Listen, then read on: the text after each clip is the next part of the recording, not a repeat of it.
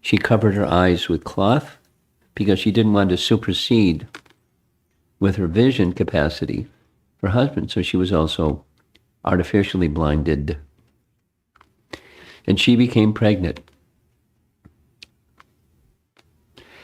By law, by Vedic law, if her sons were born first because her husband was the elder brother, her sons would become king. She got word that Kunti gave birth first to Yudhishthira. So she became angry. This is what mothers shouldn't do. She slammed her abdomen so that the child within her womb would be born prematurely. And instead of one child, there's 100. It was a lump, and the lump was divided into 100 pieces. Like, this is kind of different medicine than modern medicine. What pediatrician could give advice, cut that lump of flesh into 100 pieces, and you have. So the eldest of the 100 sons was envious of the Pandavas because he wanted to be king. And you know his name? Starts with a D. Duryodhana.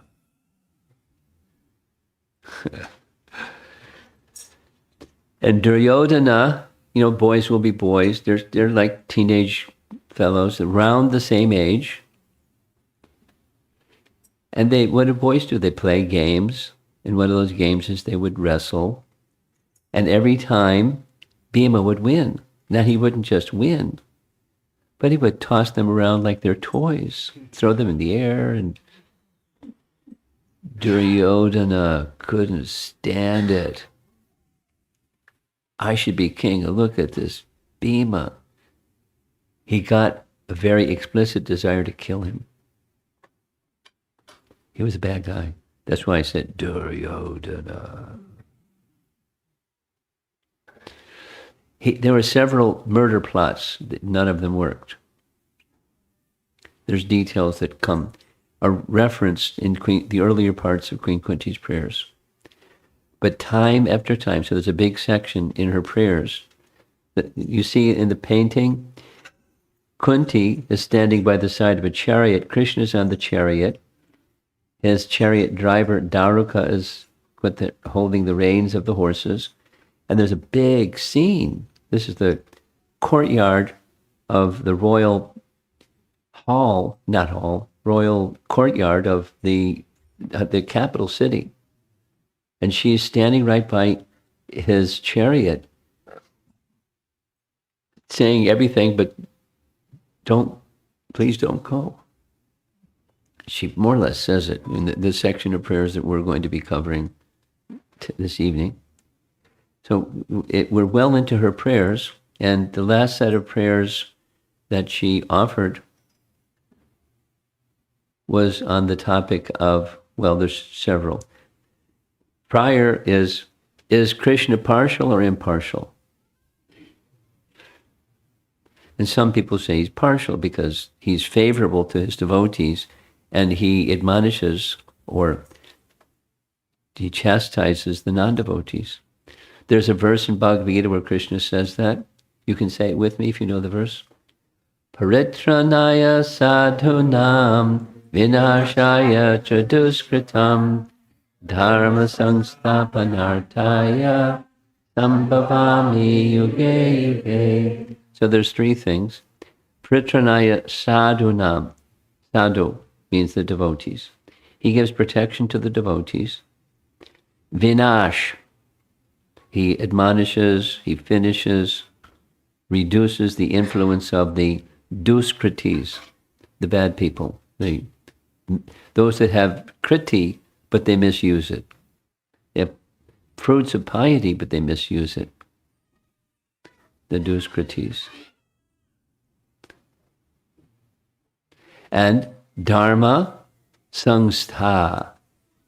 He restores or reestablishes dharma. Those three things. Protects, diminishes or admonishes the duskritis, the Duryodhanas and people like that. and he restores Dharma at times when it's lost. So it seems like if he does this with the devotees, he does that with the non-devotees, he favors the devotees. But there's a whole, like several verses that describe he's neutral. He's merciful, just like the sun shines. And when the sun shines, there are different receivers of the sunshine that receive it in a different way. The owls close their eyes. The absence of the sunshine is benedictory for the thieves, and et cetera, et cetera. There's nice examples. But it's the sun shining is the same for everyone. Similarly, Krishna's mercifulness, his merciful nature, is the same for everyone. Like the sun shines is the same for everyone. But the receiving factor is where a difference lies.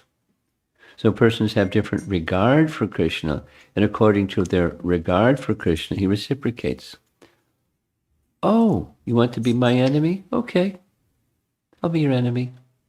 Oh, you want to be my friend? Okay, I'll be your friend. Oh, you want to be my devotee? Okay, you can be my devotee. I'll treat you as you wish to be treated. There's another nice verse, Yeyatamam prapadyante tang sadaiva bhajamyam, where Krishna says, as they bhajami, as they have regard for me, I reciprocate. So there's a whole section. He's neutral, he's not partial, but he appears to be. And then there's many other nice things. He's unborn, but he appears to be born. And that's the next section, what we covered yesterday. He who is unborn is born. Now that's a contradiction, right? Either born or you're not born, but you can't be born and not born.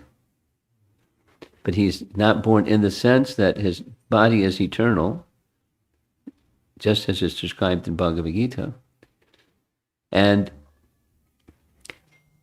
yet he makes his appearance. But his appearance isn't like ours.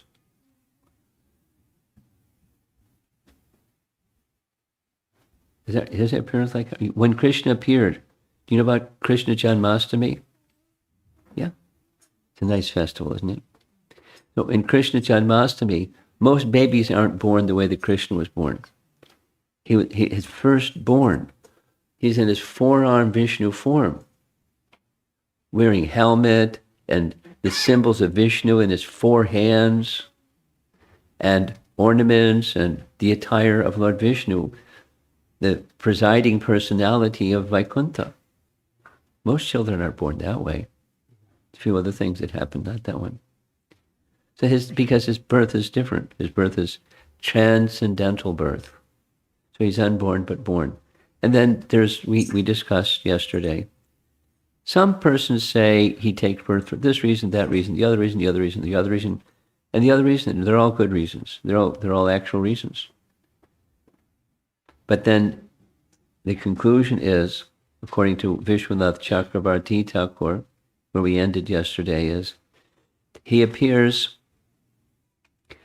to relieve the conditioned souls of their suffering condition by giving knowledge that removes ignorance. We had this nice discussion about the root of suffering is ignorance.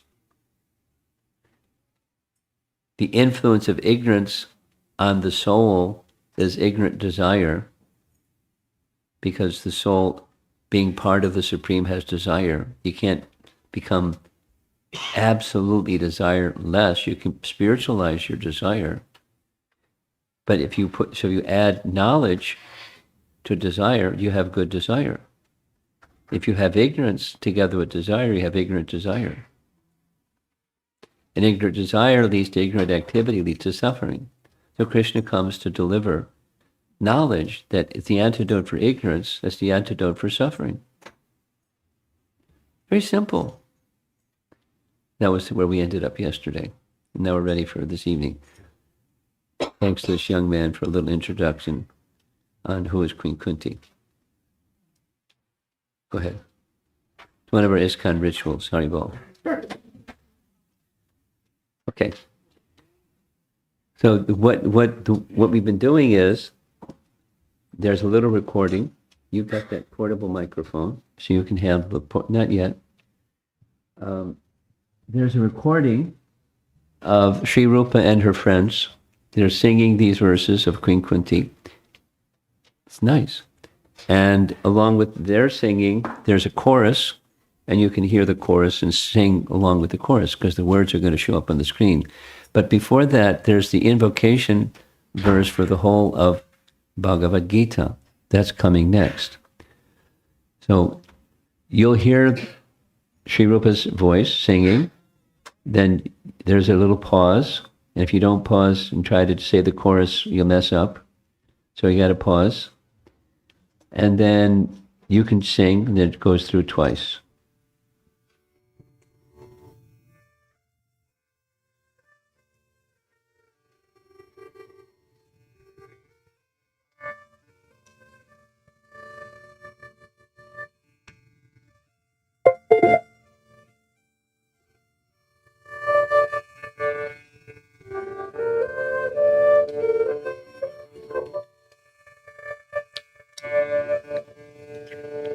Hey Krishna Karuna Sindhu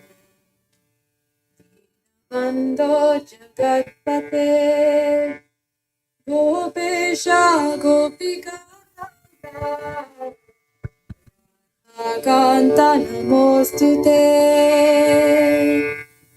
Hey Krishna Karuna Sindhu Bando Jagatpate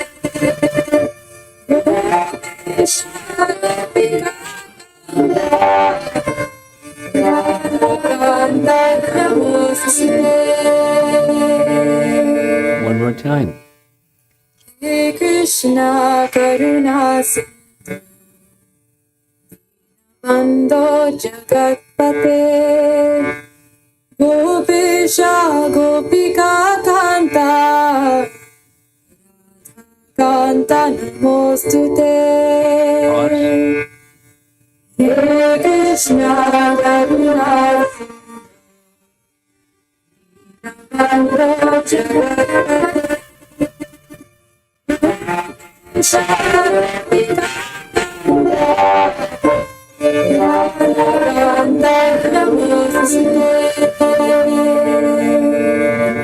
The picture on the right is a cover of one of the books from the BBT, which was a transcription of Prabhupada's lectures on the verses of Queen Kunti's prayers. So there's Queen Kunti seated by the side of the river Ganga, and it's meant to illustrate one of the verses where she makes a prayer just as the Ganga flows forever downstream towards the sea. So also, please bless me that my mind will always flow towards you. But she has that already because she's attached to Krishna. She's a pure devotee. And when you're attached to something, your thoughts go to that something. The Maja thinks of his money, and the addict thinks of the object of his addiction, and the pure devotee thinks of their object of attachment and affection and love.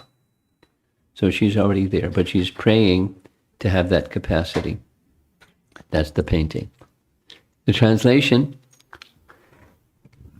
Oh, my dear Krishna, you are the friend of the distressed and the source of creation. You are the master of the gopis and the lover of Radharani. I offer my respectful obeisances unto you.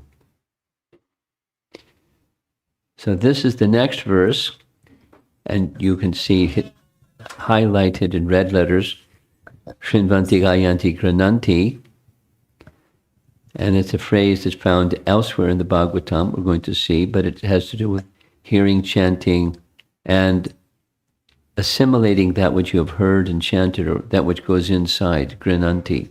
Shrinvanti Gayanti Grananti. And you see another word that's also highlighted, little different colors, achirena. Achirena literally means very quickly, without much time. So the effect of the bhakti activities of hearing, chanting, and assimilating Krishna's message works very quickly on the soul.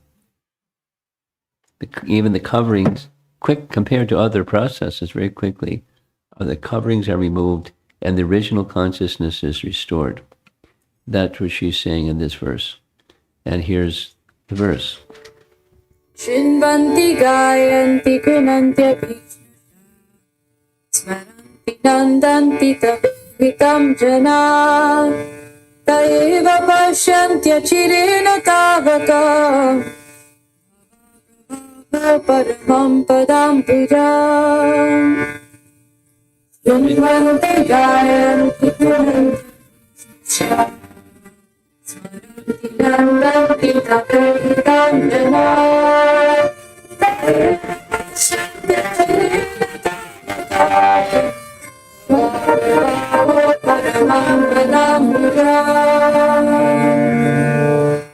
Shinvanti gayanti gunantyapi smaranti nandanti tavitam jana taiva pashyantya chirena tavaka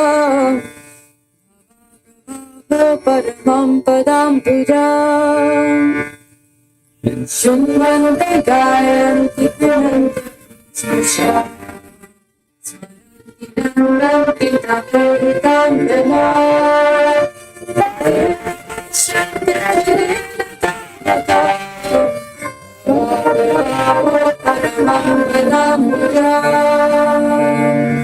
Translation: Oh Krishna, those who continuously hear, chant, and repeat your transcendental activities or take pleasure in others doing so, certainly see your lotus feet, which alone can stop the repetition of birth and death.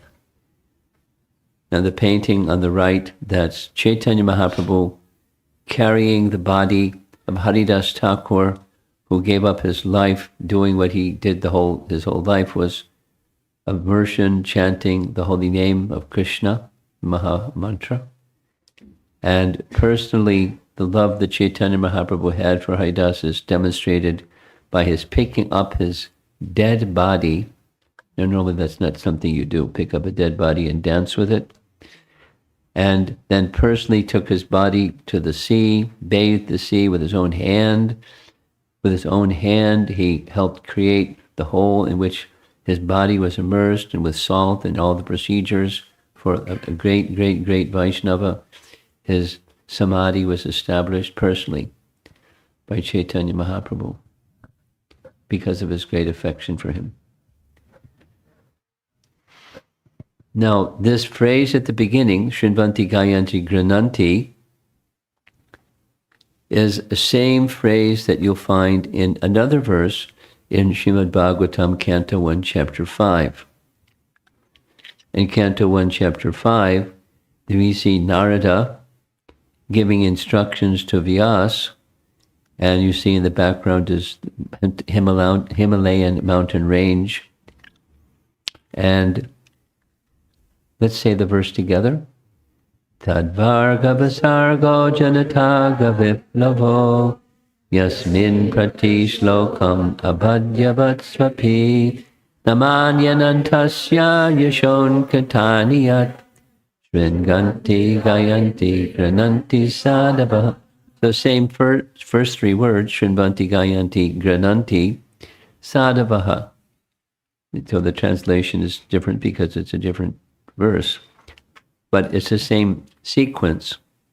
First comes hearing, then comes chanting what you've heard, and then comes assimilating that which you have heard and chanted within your heart, grananti.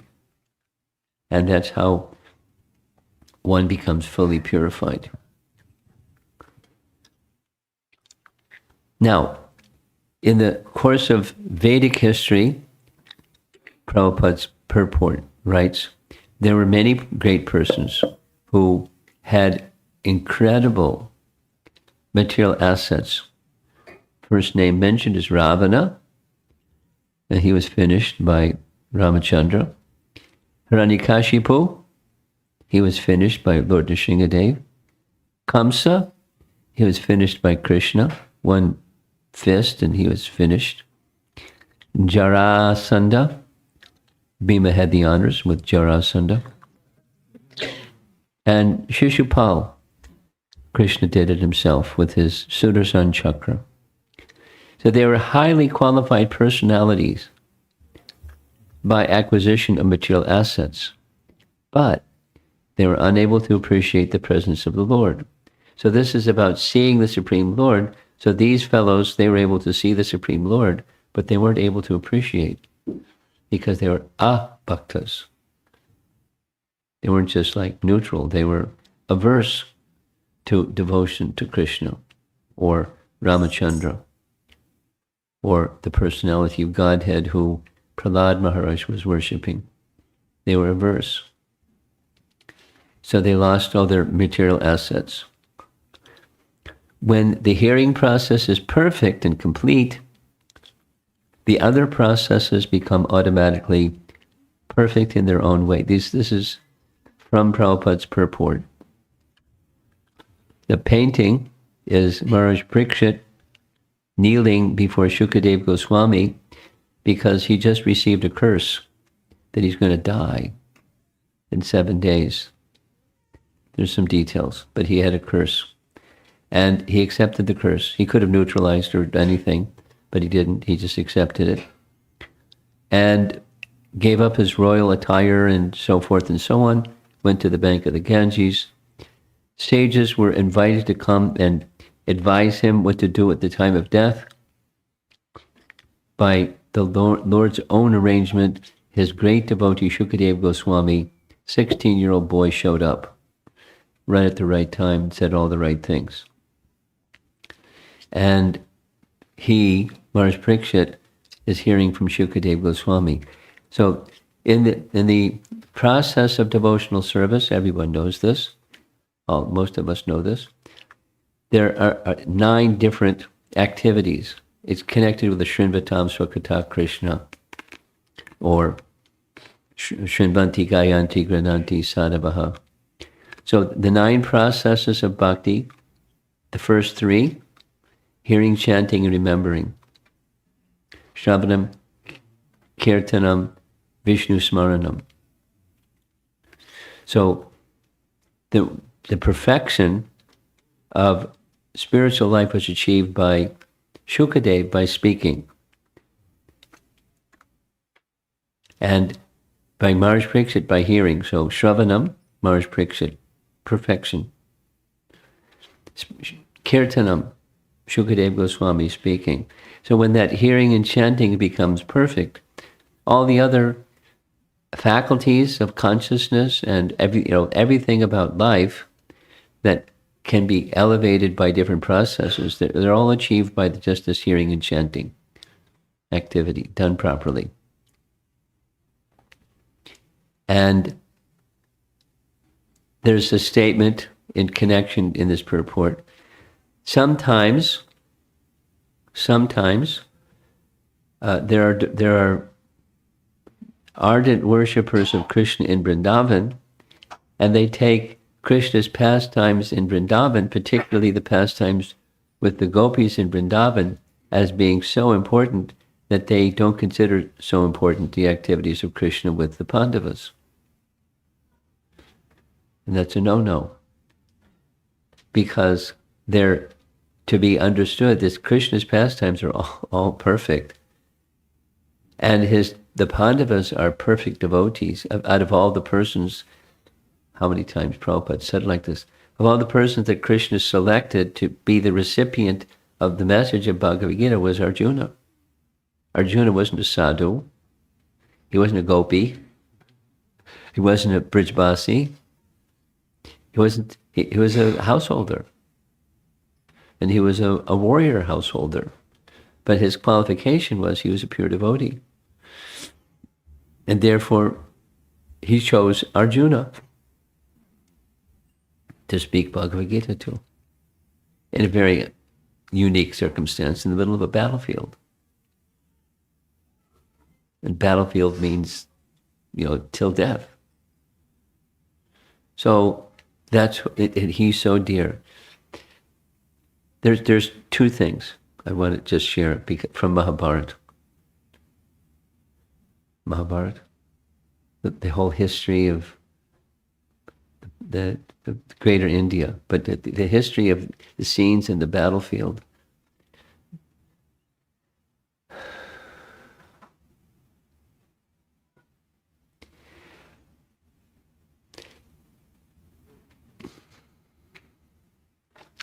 Krishna had a son.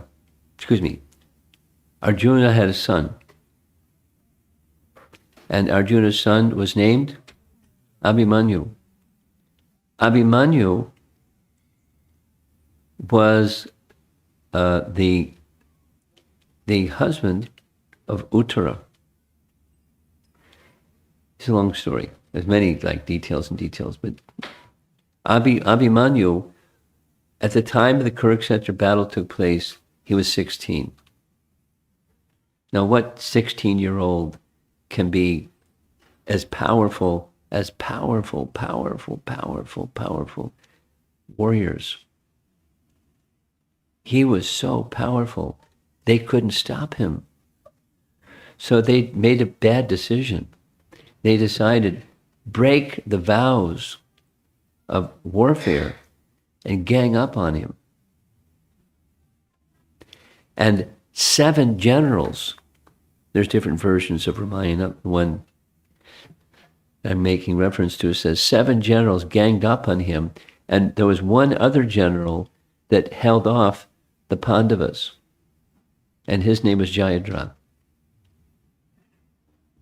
It's a long, convoluted description. Jayadratha was humiliated by Draupadi and Bhima because Jayadratha had a desire to have Draupadi's hand, but she was already married.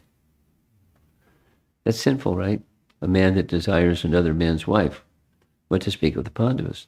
But he tried to kidnap her anyways.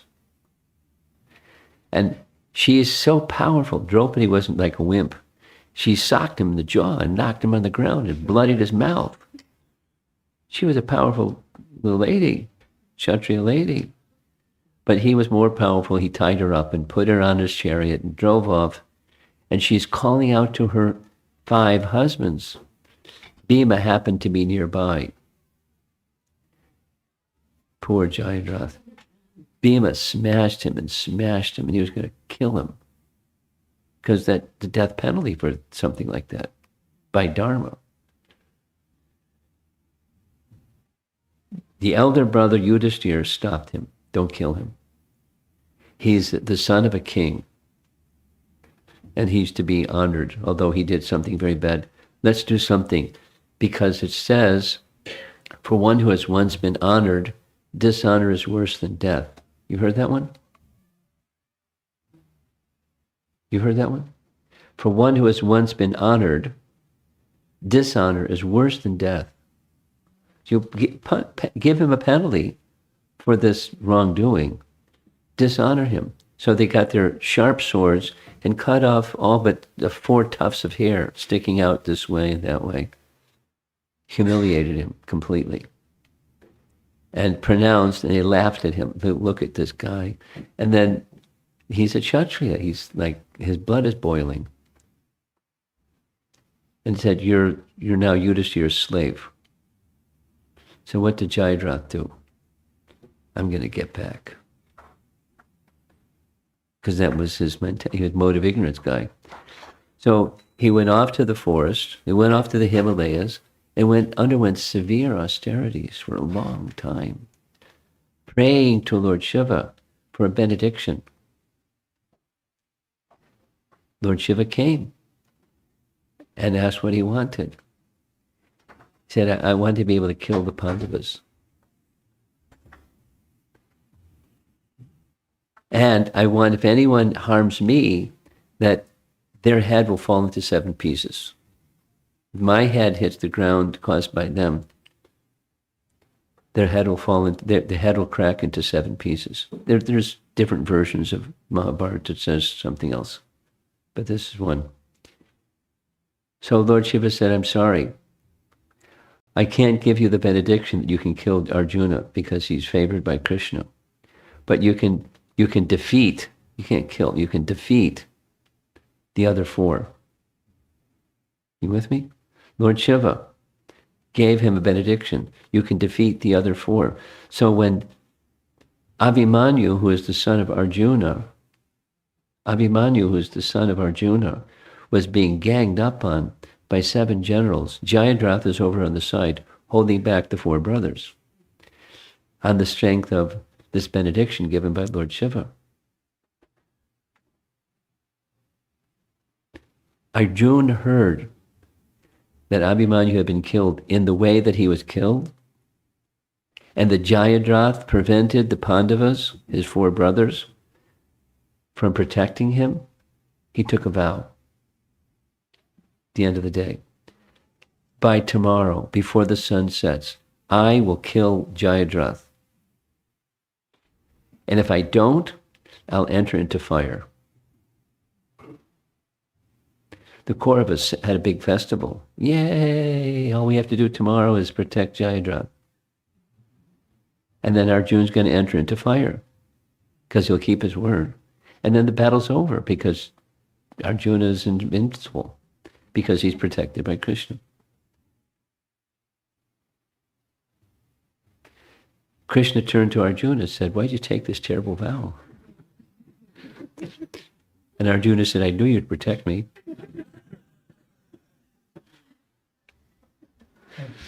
That's how dear is Arjuna to Krishna. Lord Shiva wouldn't give a benediction to harm Arjuna because he knew he's protected by Krishna. I can't supersede Krishna.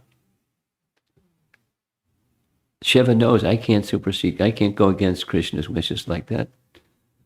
So no. But the other 4, you can defeat them in battle. That's okay. So this back to this picture. The Pandavas, the intimacy between Krishna and the Pandavas is very special. It's different than with the gopis, but it's not less important than the gopis. Different. Pure devotees and pure devotees and pure devotees. They're pure devotees with differences. Differences are nice. Here's some explanation by Vishwanath Chakravarti Thakur. And it connects with what's the cause of Krishna's appearance, yesterday evening's topic.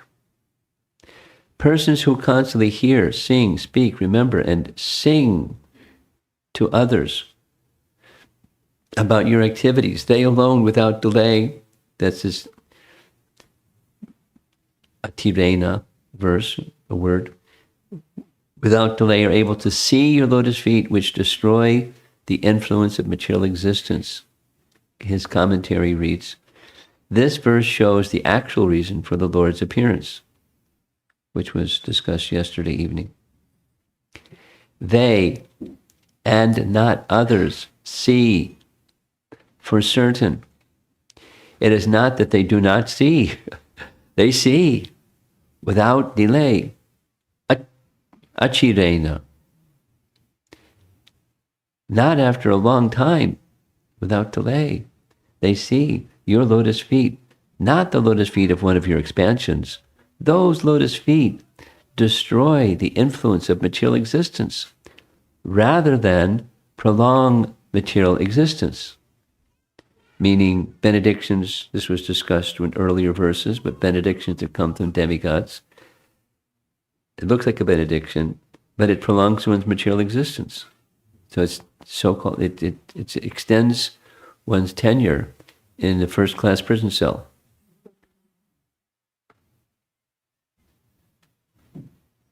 Your form is not without qualities. In order to appreciate the beauty of the Lord, the 6 aspects need to be, again, seen.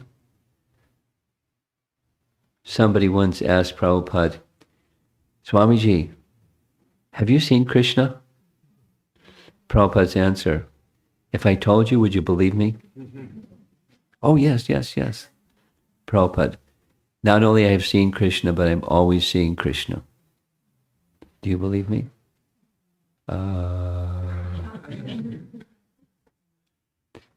It's a very nice painting. There's Prabhupada with his dictaphone and Bhagavatam giving his Bhaktivedanta purports. And in his mind's eye, he's images of Krishna and Lord Chaitanya and Radha Krishna and Parthasarathi. And there's others ways of always seeing Krishna. Those of you that like to read and like to hear Prabhupada lectures, you know it.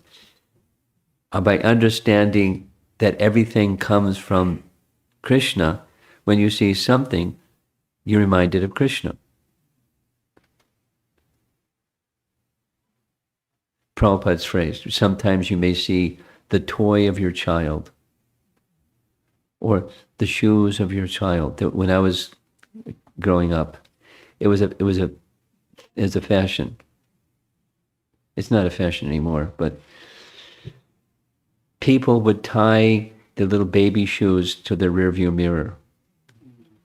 And when they see because they're looking in the rearview mirror to drive, but they see the baby shoes hanging, and they see the baby shoes, they see their child. It's like it was a thing. Now it's then for a while it was CDs, and now it's who knows what it is, hanging from your rearview mirror. But the object that's connected to the object of love, you see the object of love through the object. So everything, say it negatively, there isn't anything that exists that doesn't come from Krishna. We'll see it the other way. There's only two things. There's Krishna and there's Krishnas. As there's not a third thing in the creation of God, meaning there's no such thing as void. There's Krishna and there's Krishnas. And if you understand that the Krishnas is related to Krishna, you can see Krishna everywhere. The stairway leading up to the balcony, and this nice architecture in this house, and the columns, and everything is Krishna. Krishnas, and therefore it's related to Krishna. I put the word hermeneutics. Hermeneutics is a nice 50-cent word. It means the methodology of understanding texts, specifically spiritual texts or religious texts. And the methodology for understanding spiritual texts gives, within all of the Vedas, there's one thing, knowing Krishna. Vedaischa Sayar Vair, Aham Eva Vedyo. The purpose of the Vedas is to know Krishna. Aham Eva Vedyo. The purpose of the Vedas. So there's many, many, many, many, many, many things in the Vedas. And the purpose of those many, many, many, many things is one thing, to know Krishna. He is the center, the object of the Vedas, although there are many, many, many other things. So that's hermeneutics. You see, Krishna is to see Krishna in everything within the Vedas, and then as a result, everything anywhere. So we're going to cover two more verses. One of them, we're going to read something from the Bhagavatam. I think you're going to like it. Apyadyanastvam swakute vitakam Sutsuputo nijivina Yesham nachanya bhavatapajambuja Nam rajasuyojitam hasam Apyadyanastvam swakute vitakam Jihasasi sutsuputo nijivina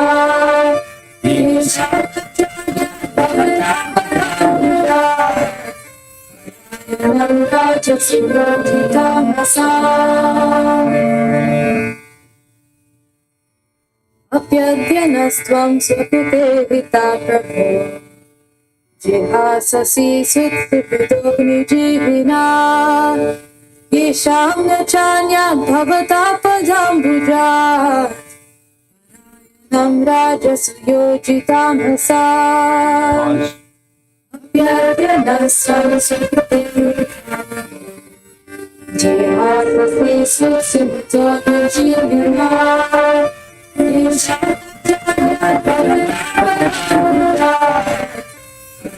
Nam Rajasuyojitamasa.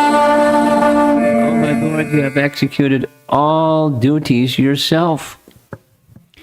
You are leaving us today. Although we are completely dependent on your mercy and have no one else to protect us, now when all kings are at enmity with us means so many on the battlefield, so many soldiers lost their lives. And there's enmity from the sides of those families, royal families, enmity towards us. And you're leaving? Please don't leave. She doesn't say it, but she's saying. After glorifying Lord Krishna for being unperceivable to anyone other than his devotees, for adventing himself in this world, and for enacting wonderful human-like pastimes, Kunti now expresses her deepest fear. The Lord, after guiding the Pandavas through innumerable difficulties, will soon depart. Prabhupada writes, Srimati Kunti Devi felt impending separation from Sri Krishna to be like a thunderbolt. Please don't leave. Please don't leave. This prayer of the Queen is to try to persuade him to stay with them. She doesn't say it, but she says it. At the end, I mentioned this the other day, Krishna smiles and he's on his way. That's how the prayers end. However, shortly thereafter, Yudhishthira comes and says, please stay, explicitly. So he stays a while longer. In the case of our transcendental relation with the Lord, it is the most fortunate case when we can completely depend on him. So she, Queen Kunti, who speaks with all kinds of humility, has the greatest qualification because she's feeling fully dependent. Now, we learned this when visiting Udupi, that there are pillars of Madhvacharya's teachings, and one of those pillars of Madhvacharya's teachings is there's one entity who is dependent and all others, one entity that's independent and all others are dependent. And we're in the dependent category. We're not we're thinking independent, but we're dependent. And to feel completely dependent on him, it's demeaning for some people. They can't do it. It just goes against their purpose of life. Everyone that comes to the material world. Why do we come to the material world? It's not like once upon a time we were in the spiritual world. It's not one of those things. In some time past, we thought, gee, wonder what it's like in the material world. It's not a chronological event, but there's misuse of free will, where the dependent wants to be independent of the independent. That's all of us. Different ways, different stroke for different folks, but different modes of nature, but the same principle. So feeling oneself completely dependent is the most fortunate person, and that's Queen Kunti. She's the most fortunate person.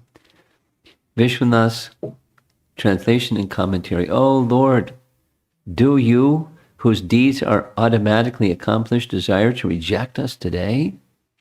Though we are your friends and depend on you? We, having created trouble with many kings, have no other shelter than your lotus feet. Commentary. We, and not others, become happy on seeing you, and suffer on not seeing you. The time of happiness has passed, and the time of suffering has arrived. Do you desire to leave us today, since your desire to go to Dwarka, since you desire to go to Dwarka? Krishna replies, but I've stayed many days. Now I must go to Dwarka. I have necessary work there. Please give your consent. As if he's dependent upon her consent. To this, Kunti answers, but you're the person whose necessary works are already accomplished by my sons, who served as your instruments. The Pandavas created suffering for many kings by killing their fathers or relatives. We depend on you. Therefore, please stay here and protect my sons.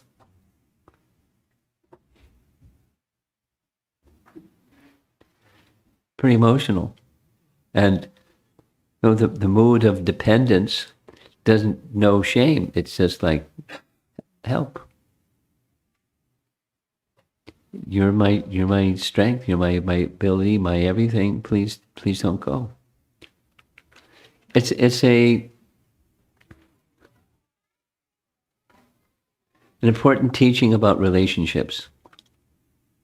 That's true anywhere, everywhere, in the spiritual world, in the material world, in material activity, material exchanges and spiritual exchanges. There's meeting and there's separation. Sambhoga and Vipralamba. Meeting is incomplete without separation. Separation is incomplete without meeting. Separation is the anticipation of meeting. Intensifies the feeling. And when there's separation, that the meeting experiences are remembered and intensified by separation. It's just, there's transcendental emotion like that, and then there's mundane emotion. That's just a reflection of the transcendental emotion. Kunti's on the platform of transcendental emotion. She's anticipating separation, and she doesn't want that. And she has good reason, aside from what she doesn't want. She wants the enmity that has been created by her sons, which were doing the bidding of Krishna, because Arjuna didn't want to fight, and Krishna induced him. Because why? Because Krishna came to annihilate the miscreant kings that were a burden for earth with their demoniac activities. And the demigods couldn't do anything, so Krishna came to do. And he was engaging the Pandavas to help him do. And now he's leaving? You can't leave. But I have to go. I have duties. Please give your consent. Nice, it's the tension of love. There's this reminded me of a section in Chaitanya Bhagavat.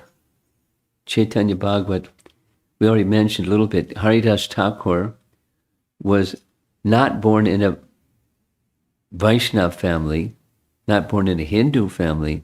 He was born in a Muslim family, but somehow from childhood he had an affinity for chanting Hare Krishna, so that's what he did. And the Muslim king wanted to punish him. So here he's shown being brought before the Muslim king, ready to punish him, but waiting for his hearing before the king, he was put in jail. And when the other people who were in jail saw Haridas Thakur coming to jail, they were like, wow, the sadhu's coming to the jail. We want to meet with him. So they wanted the guards to allow them to meet him. And Haridas said to them, stay as you are now. Wait a minute. You're supposed to give a benediction. You want us to stay as we are now? And he said, you don't understand my message. And then he explained his message. Right now, by circumstance, you're not involved in materialistic sense gratification. Circumstance doesn't permit it. And because you're restrained in that way, you're praying very intently to God. Please deliver us. Please protect us. Please help us in our circumstance. Stay in that position. He said, in a few days, you're all going to be released from prison. But when you're released from prison, don't go back to materialistic life. Stay in this position of calling for the mercy of the personality of Godhead to deliver you from your material circumstances of life, to regain your spiritual circumstance of life. Stay as you are now. So there's some lessons. It is not only the Pandavas who are put into the condition of enmity, but all of us are always in such a condition. And the best way of living is to become completely dependent upon the will of the Lord and thereby overcome all difficulties of material existence, because in material existence there's difficulties. Isn't it? Matra sparshas kaunteya sitoshna sukha dukkata agama payam nityas tang satiksha sabharata. Krishna says very early in chapter 2 Bhagavad Gita, this material world is a place of duality, and you have to be tolerant of the duality and rise above it. So how do you rise above it? Tolerant, okay. Rise above it. Become dependent upon the will of the Supreme and live accordingly. And that's how you rise above it. That's the lesson. Now there's a very nice story, and I'm going to read the story and then, or narrate the story, and then we're going to end because I'm running out of time. There's the love letter of Rukmini. Now, Rukmini, it turns out, had given her heart to Krishna. How did she give her heart to Krishna? Very interesting. She just heard about him. How did she hear about him? Narada Muni, Brahmachari, talking about ladies. But it was a transcendental service to attract the heart of Rukmini to Krishna. It said specifically, when Krishna ran from the battlefield in Mathura, and Jarasandha was chasing him, and he went up the mountain, and Jarasandha thought, you coward, come back, and Krishna and Balaram jumped. So why did he do all that? It was time to marry Rukmini. That's what our acharyas say. So he had to hurry to get back to the place where he could marry Rukmini, because he was eager to be married. That was his first queen. But her brother, who's pictured here, he had a different idea. Rukmini's brother was named Rukmi, and Rukmi had animosity towards Krishna.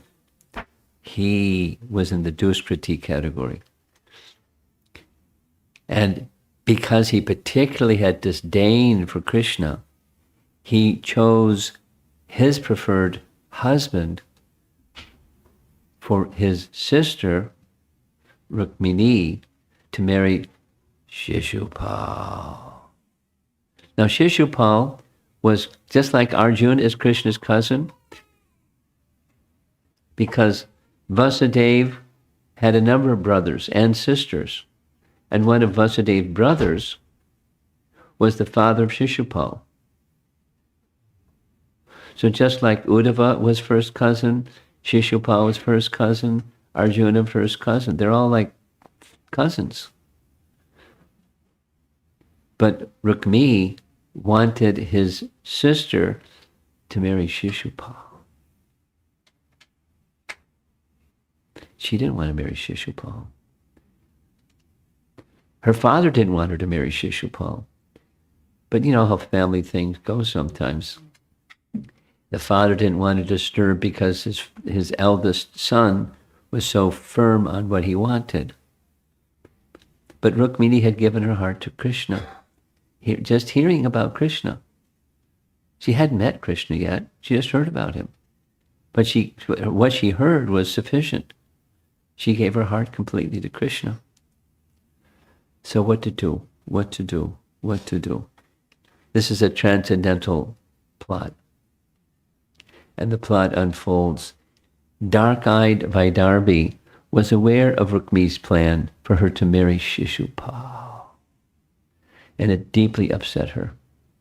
Analyzing the situation, she composed a letter to Krishna and quickly sent the letter with a trustworthy brahmana to Krishna. So let's hear the benefit of Shravanam, Kirtanam, or Shrinvanti, Gayanti, Grananti, Sadhavaha.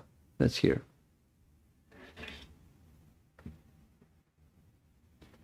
Oh, beauty of the worlds! Having heard of your qualities which enter the ears of those who hear and remove their bodily distress, and having also heard of your beauty which fulfills all the visual desires of those who see, I have fixed my shameless mind upon you, O Krishna. That's a nice opening sentence for her letter. Oh, Mukunda, you are equal only to yourself in lineage, character, beauty, knowledge, youthfulness, wealth, and influence. Bhagavan. Oh, lion among men, you delight the minds of all mankind. What aristocratic, sober-minded, and marriageable girl of a good family would not choose you as her husband when the proper time has come? Therefore, my dear Lord, I have chosen you as my husband, and I surrender myself to you. Please, come swiftly, O Almighty One, and make me your wife. My dear lotus-eyed Lord, let Shishupal never touch the hero's portion like a jackal stealing the property of a lion.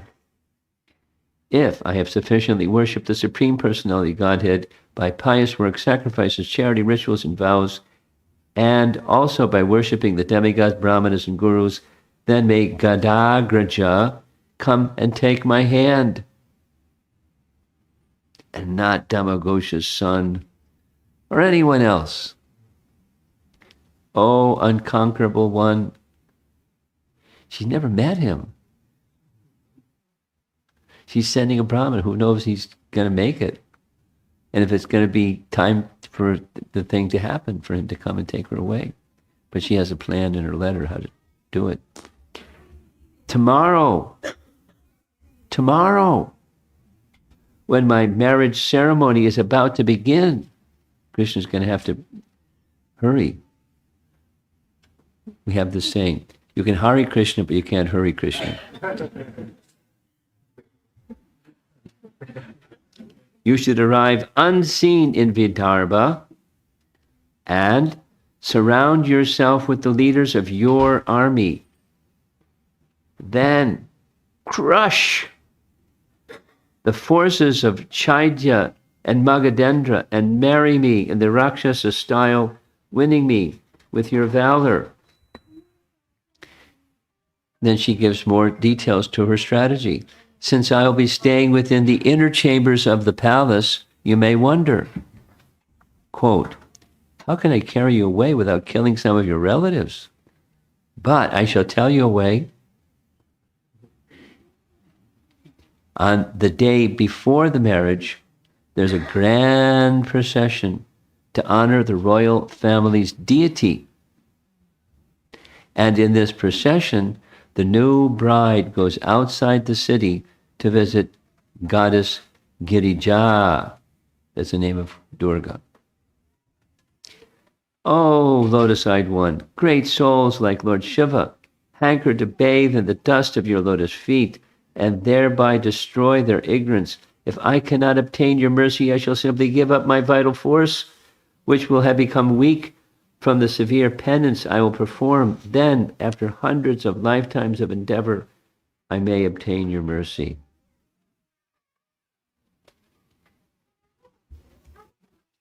And Krishna's got to hurry, because it's going to happen. And sure enough, it happened. Betrothal to a man she loathed, Rukmini wanted to be Krishna's wife. But would he consent? She didn't know. He not only consented, Krishna followed her excellently laid plan, came on his chariot, scooped her up as she was going to see Goddess Girija, and took her away. And when he took her away, there was a big battle.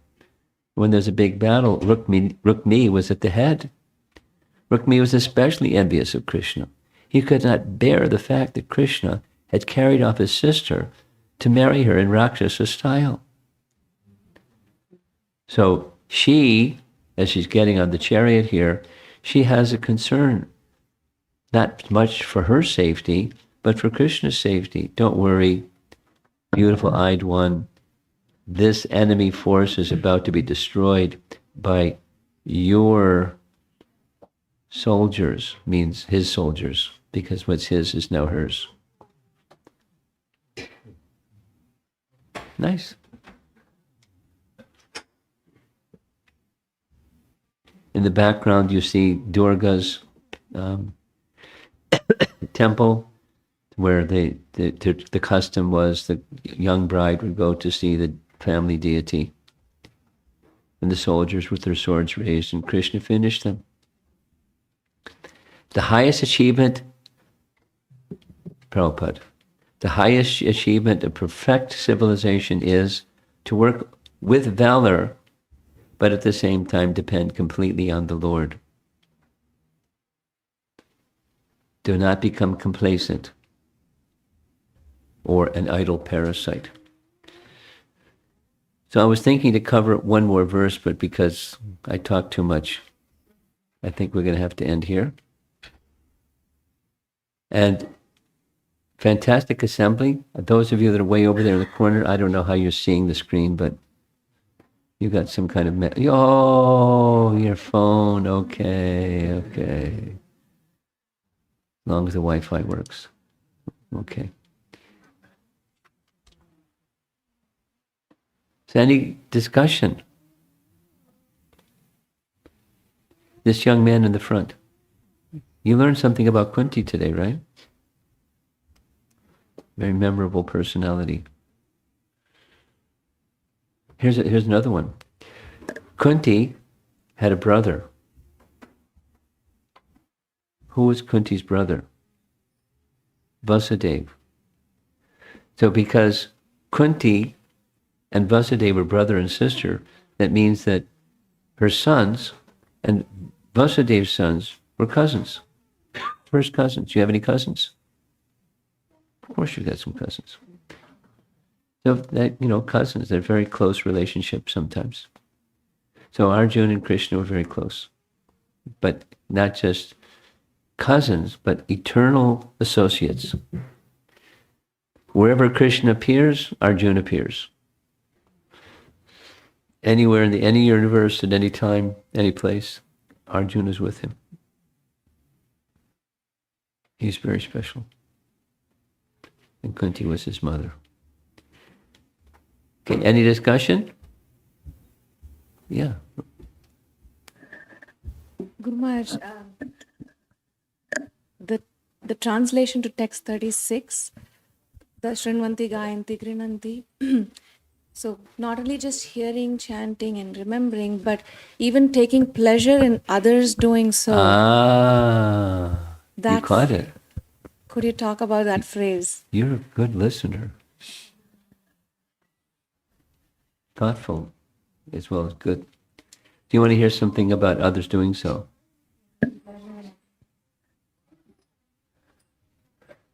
Ideal is if you can, but if you can't, then take pleasure in others doing so. And some people become envious of others who are doing so, or competitive, or something. No, take pleasure in others doing so. That phrase reminds me of some instruction about sadhu ninda that comes from Rupa Goswami's writings.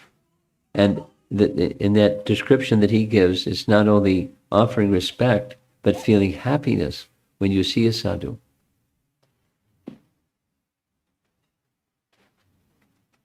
So you're not directly interacting with them or necessarily offering some respect, but just feeling happiness. So feeling, when others are doing so, I may not be able to participate. Like, let's say, some of you may know, I happen to know because I travel every now and then.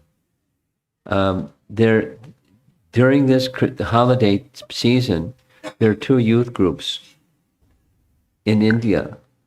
One is the TSI, the Sangha Initiative, basically coordinated from England, and it's young people that come together with, someone leading them, and they went to the Holy Dham to hear and chant and discuss. And then another group is Vaisheshika Prabhu. Some of you know who he is.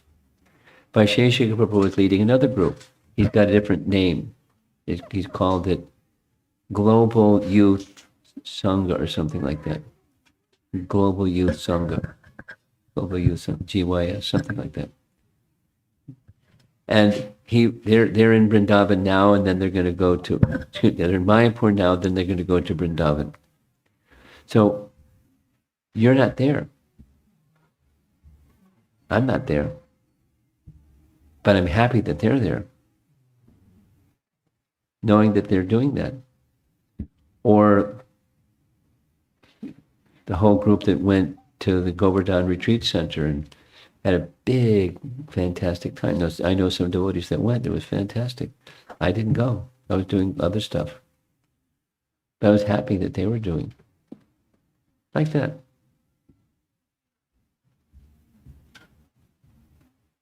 Yeah. Thank you, You Maharaj. got some puzzle book on your forehead. No, but the phrase that came after that, it said that they also will see the lotus feet of the Lord. And, Why not? And I was wondering When how envy's powerful is that? gone. When there's envy that's gone, what's the obstacle? The joy because who is the center of that enjoyment? Anyway, it's Krishna. And I want to see Krishna's enjoyment, whether it's me or somebody else, or these little boys that are kind of antsy over here. They're enjoying something. So what Krishna is the enjoying, that's how, if you have that happiness. Bhajaniya Parama Purusha Sukha Sva Sukhadvam. This is a phrase that's found in, I'm going to speak about it next weekend. Sva Sukhadvam, or one's own happiness, Sva Sukhadvam, is Parama Purusha Sukha. Such a person, Bhajaniya, that he's the worshipable Parama Purusha, and that brings one real happiness. And by that real happiness, that if it's Krishna's happiness,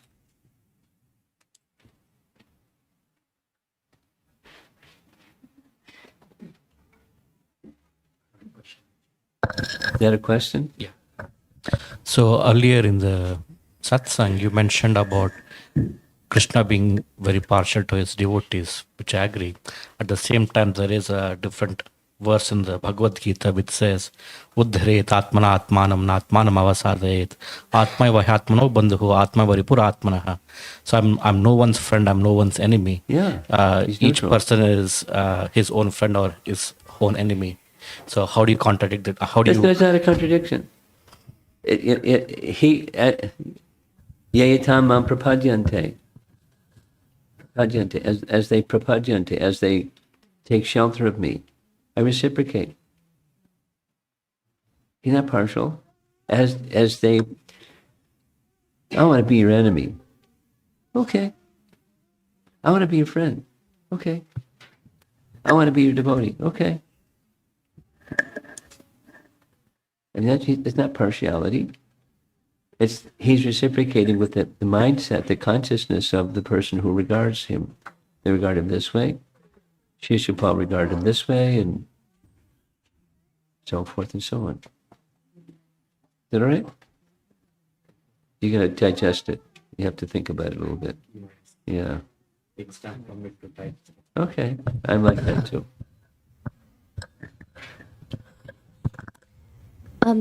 Why did Rukmini write that letter one day before her wedding? Didn't she think it was too last minute? Yeah, that's like, there wasn't good timing.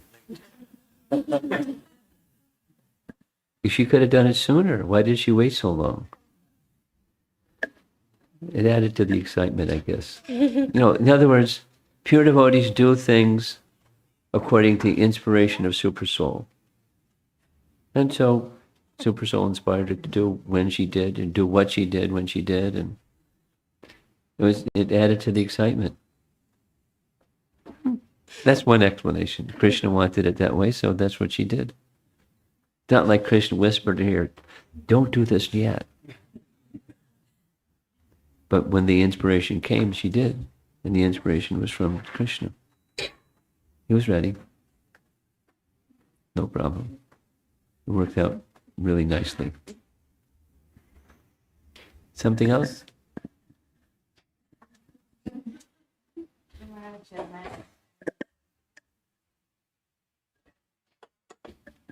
Guru Maharaj, my understanding is that the 9 processes of devotional service, any one of them, if one performs perfectly, Yeah. one can achieve love of God. Yes. And today you showed a slide that said when the hearing is perfect and complete, Yeah. the other processes become automatically perfect. I just wrote what Prabhupada wrote in his purport. So it seems from the statement that That had special importance And amongst it's the the other pre- processes.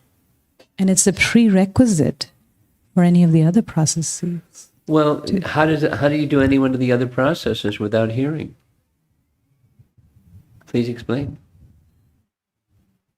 You have an answer for that one? But let's just do hers. You have a question that's a follow-up on her question. But let her finish. You don't know her. She's got to have 6 other questions. Go ahead.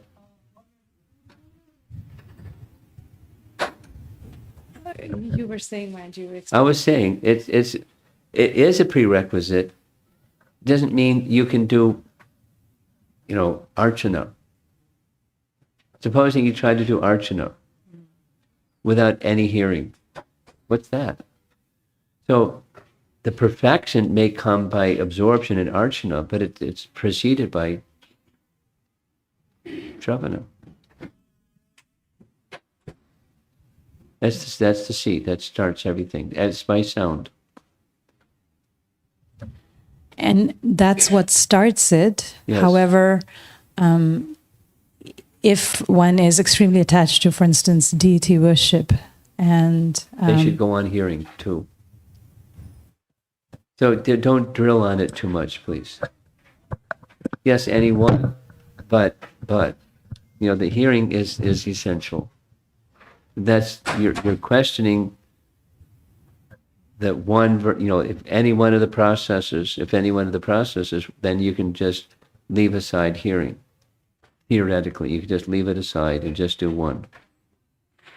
And my response is that one is dependent upon also hearing.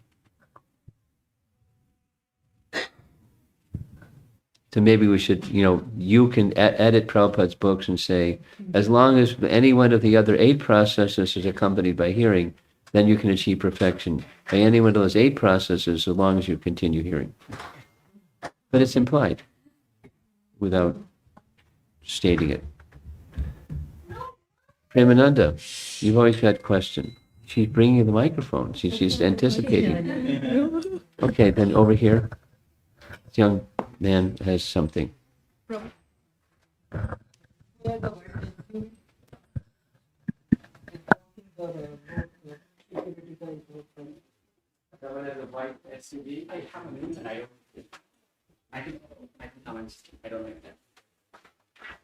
Uh-oh. Uh-oh. You go ahead. You've got the floor. Yeah, this question is actually from my father. He wants to know what the Rakshasa style of marriage is. It means kidnapping. Yeah, so Krishna lifting Rukmini and saying the Rakshasa style of marriage. So can you please elaborate about this style and It's just kidnapping. Okay. And is that the intent? Like it's Yeah, to it's the kidnap? intent. Okay. It's according when Arjuna kidnapped Subhadra, Balaram was furious, and Krishna said, "No, it's actually noble amongst the Kshatriyas. This is a noble kind of marriage, where the Kshatriya king comes and forcibly takes away the young bride. This is very noble. It's called Rakshasa style. That doesn't sound noble. It sounds the opposite end of, light is darkness. But it's just a name. I don't know why they call it that. There's probably a reason. Kidnapping of a young marriageable princess, Kshatriya lady, unmarried Kshatriya lady, and forcibly abducting her, given the name of Rakshasa style. There's probably some other names too, but that's a common one. Okay. Ask your dad if that's good enough. I think he'll be happy with that. Okay. Anything else? Yes.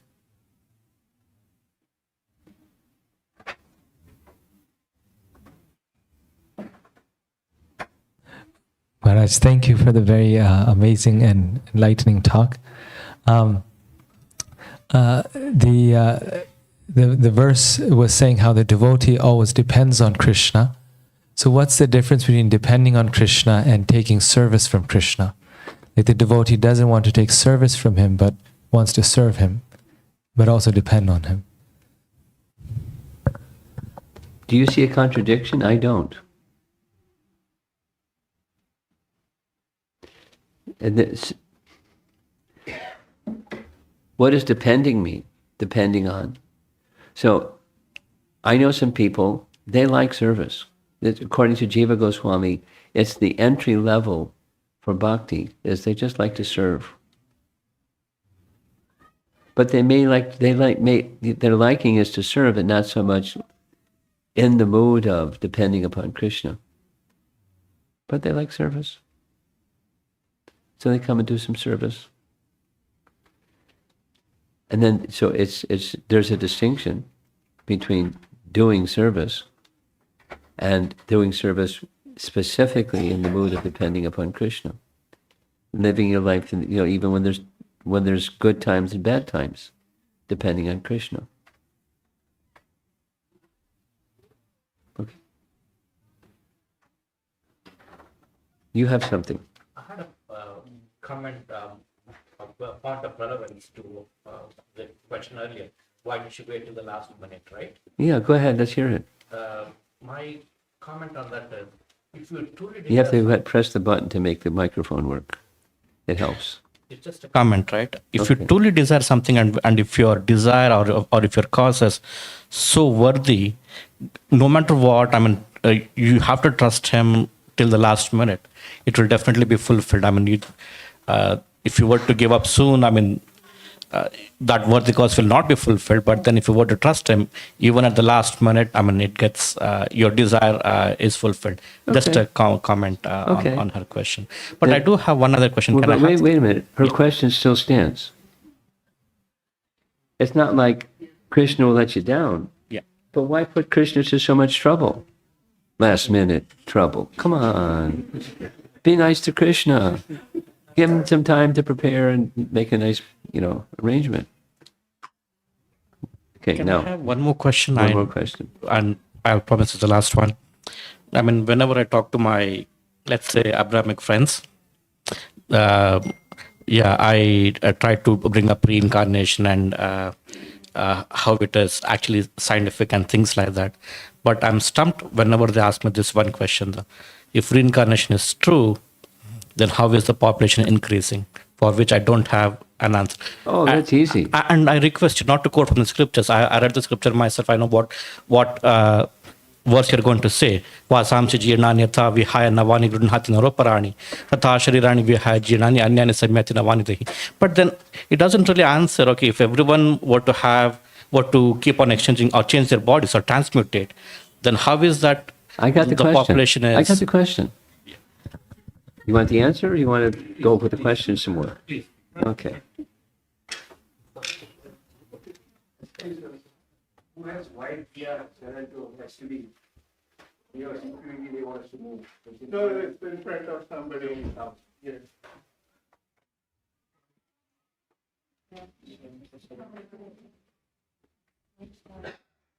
See if this answers the question. You're probably disturbing some neighbors. You're going to hear about it.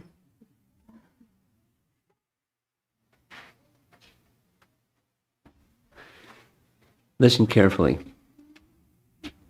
There was a discussion between Lord Chaitanya and one of his devotees. And at the moment, I'm not remembering which devotee that discussion was with, but Gopal Hari can remember, I'm sure, or his mom, somebody in the room. You appeared in this world and you delivered all the conditioned souls. And Lord Chaitanya said, wait a minute, look around, they see lots of conditioned souls. He said, it's true, because you delivered them, but the unmoving living entities took their place. Who was that discussion with? Who? Vasudev Datta. So, the answer is, there are living entities that are not in human form, and there's even just in all kinds of other forms. When Vishnu, Mahavishnu, generates so many universes from the pores of his body, and the material elements cling to those universal seeds, and then Garbhodakshaya Vishnu enters into each universe, he brings with him a universe's worth of living entities.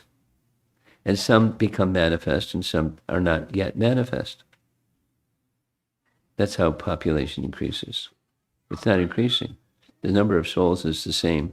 They just may not be in visible species to our observation or perception. Well, yeah, but sometimes they're not even yet born. They're just not manifest yet, but they're living entities. Now, it gets a little dicey, like how do you know all that, and where's the scriptural verification for all that? If somebody goes into that place, there's this one, Vasudev Dutt, so you can look it up in Chaitanya Charitamrita and read commentary and see what the commentary says. But there's living entities everywhere. Sarvagata, right? Living entities are everywhere. Krishna says in Bhagavad Gita, living entities are everywhere. So they're not always in manifest forms, but that you can... How many living entities are in this room right now? Beside, mosquitoes and little crawling creatures, and probably not too many of those guys, but... So many. How many? Who can say? So by Krishna's arrangement, that souls can be taken from those categories to more visible forms. Okay. So let's end. Srila Prabhupada ki jai.